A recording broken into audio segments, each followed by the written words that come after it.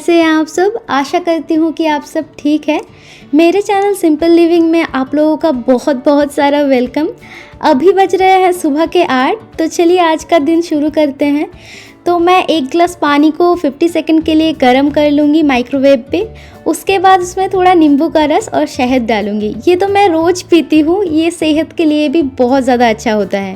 तो चलिए अब पानी पीते पीते मैं अपने पौधों को भी पानी दे देती हूँ। पता है रोज़ सुबह आजकल मैं नोटिस कर रही हूँ कि सूरज अभी दक्षिण की तरफ बेंड होता जा रहा है। इसी से याद आया कि अभी जैसे यहाँ पे दिन है, इंडिया में रात होगा।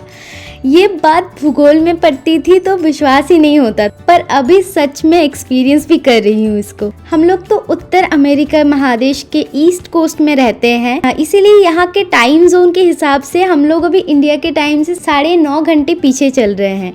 चलिए पौधों में पानी दे दिया है, अभी जाके ब्रेकफास्ट बना लेती हूँ जल्दी से। आज थोड़ा बाहर भी जाना है। हाँ, तो मैं जो बोल रही थी, यहाँ पे टोटल 6 टाइम जोन है। एक्चुअली इस अमेरिका देश में ईस्ट और वेस्ट कोस्ट का विस्तार इतना ही ज्यादा है कि एक टाइम जोन सबके लिए ठीक नहीं होता है। यहाँ पे इस 6 टाइम जोन के अंदर आता है ईस्टर्न टाइम जोन, जहाँ पे हम रहते हैं, और उसके बाद आता है सेंट्रल टाइम जोन और माउंटेन टाइम जोन, और लास्ट में वेस्टर्न जोन में है पैसिफिक टाइम जोन। इसके अलावा भी इस 4 टाइम जोन को छोड़ के भी अलास्कन टाइम जोन भी है, जो ईस्टर्न में अलास्का स्टेट के लिए होता है, और हवाईयन टाइम जोन भी है। इसी बात से और एक बात याद आई मुझको। जब मैं यहाँ पे पहले आई थी तो समय के चेंज होने के कारण से इंसान के बॉडी में क्या क्या चेंजेस आते हैं वो भी अच्छे से पता चला था।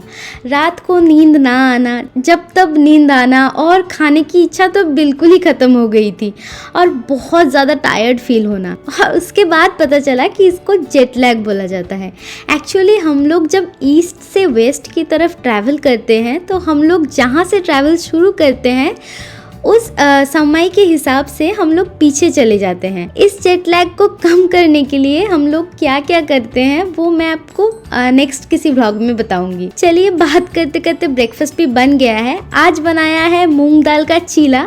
रात भर मूंग को मैंने भिगोकर रख दिया था। उसके बाद उसमें हरी मिर्च, थोड़ा अदरक, थोड़ा हल्दी, नमक और थोड़ा जीरा पाउडर मिला के उसको अच्छे से पेस्ट बना लिया था।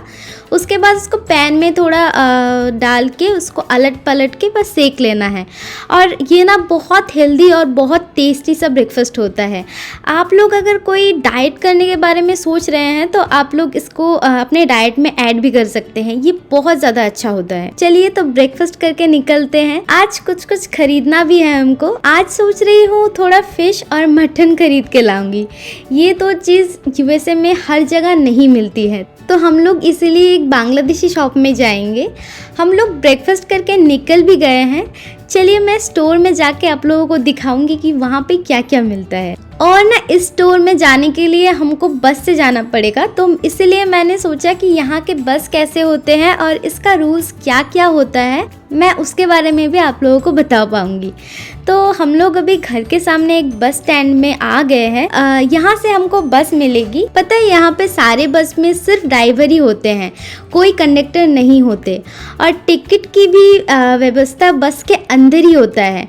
आप लोगों ने मेरा मेट्रो रेल वाला व्लॉग अगर देखा होगा तो आपको पता होगा, वहाँ मैंने बताया था कि यहाँ पे स्मार्ट ट्रिप कार्ड होता है, जिससे हम लोग बस में और मेट्रो में ट्रैवल कर सकते। और ये देखिए यहाँ का हर बस स्टैंड ऐसा होता है, और यहाँ हर बस स्टॉप में अलग अलग स्टॉप आईडी होता है, जिससे आप ऑनलाइन पता कर सकते हो कि बस कितने देर में आने वाला होगा। और इसके सिवा भी बस स्टॉप में यहाँ डिस्प्ले भी लगा हुआ रहता है, जिससे नेक्स्ट बस कितने देर में आने वाली है वो भी पता लगता है। ये सारी सिस्टम बहुत ही ज़्यादा कन्वीनियंट लगता है मुझे। वो देखिए हमारी बस आ भी गई है। चलिए अंदर चलते हैं। यहाँ ये देखिए बस कैसे सामने की तरफ झुक जाती है। इसके कारण से पैसेंजर्स को बस में चढ़ने में कोई भी दिक्कत नहीं होती है।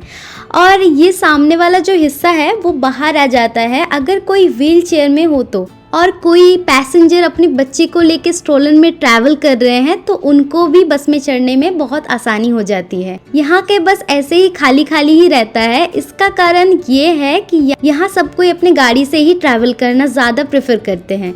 इससे जो होता है कि यहाँ पे पोल्यूशन भी बढ़ता है और खर्चा भी बढ़ता है, और बस में बैठ के हम निश्चिंत होकर बाहर का नज़ारा एंजॉय भी कर सकते हैं। और एक चीज़ तो मैं बताना ही भूल गई थी, यहाँ सारे बस में सीसीटीवी कैमरा भी होते हैं, जिसके लिए यहाँ अगर कोई भी क्राइम हुआ तो उसका रिकॉर्ड भी रहता है और इसके कारण यहाँ कम क्राइम होता है। और यहाँ सारे बस में एसी भी होता है। यहाँ बहुत ज़्यादा ठंड होने के लिए एसी लगा रहता है। ठंड या गर्मी के हिसाब से बस में एसी को एडजस्ट किया जाता है। और यहाँ देखिए ये जो नंबर है, अगर किसी को कोई प्रॉब्लम हुआ तो यहाँ से वो मेट्रो पुलिस को भी कॉल कर सकते हैं। चलिए तो बात करते करते पहुँच गए हैं हम लोग। अच्छा, और एक इंटरेस्टिंग सा चीज दिखाती हूँ आप लोगों को। यहाँ बस को रोकने के लिए ये येलो सा वायर खींचना होता है और इसके बाद स्टॉप रिक्वेस्ट जाता है ड्राइवर के पास। इससे उनको पता चल जाता है कि हम लोग को नेक्स्ट स्टॉप में उतरना है, तो उस हिसाब से वो बस को रोक देते हैं।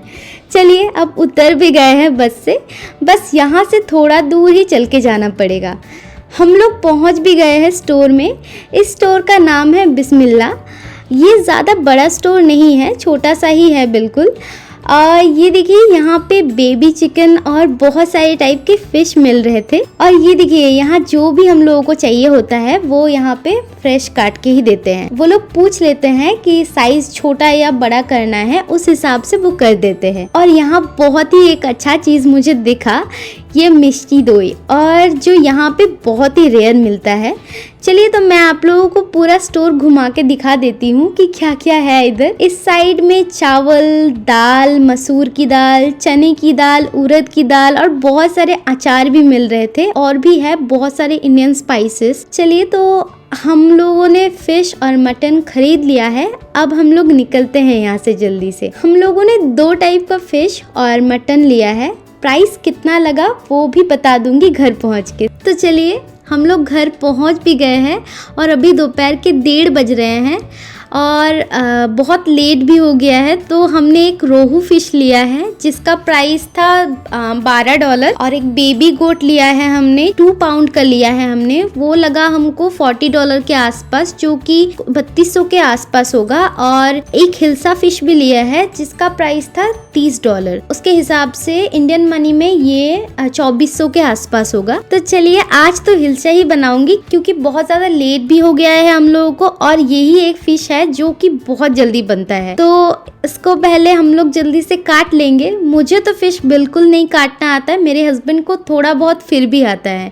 वो बोलते हैं कि जब उनके पापा लेके आते थे तो ऐसे ही होल फिश लेके आते थे तो वो घर पे ही काटते थे, तो उन्होंने उनसे ही देख के सीखा है।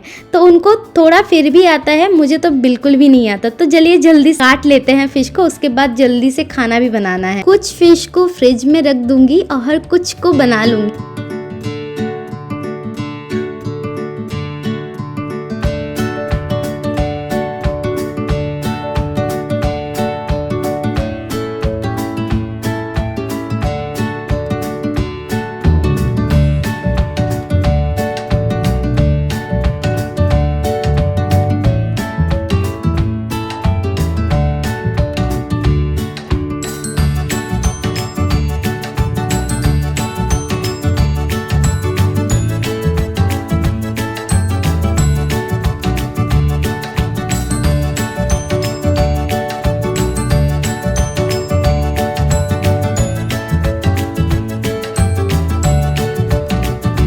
फिश को फ्राई कर लिया है। अब उसी ऑयल में ना मैं बैंगन को भी फ्राई कर लूंगी। इसका टेस्ट इतना ज्यादा अच्छा होता है ना, मैं क्या ही बताऊं। अब सरसों फिश बना लूंगी मैं। कढ़ाई में तेल डाला, उसके बाद कलौंजी, उसके बाद हरी मिर्च डाला, उसके बाद नमक, हल्दी और लाल मिर्च को पानी में घोल के रखा था वो भी डाल दिया। उसके बाद फिश को डाला।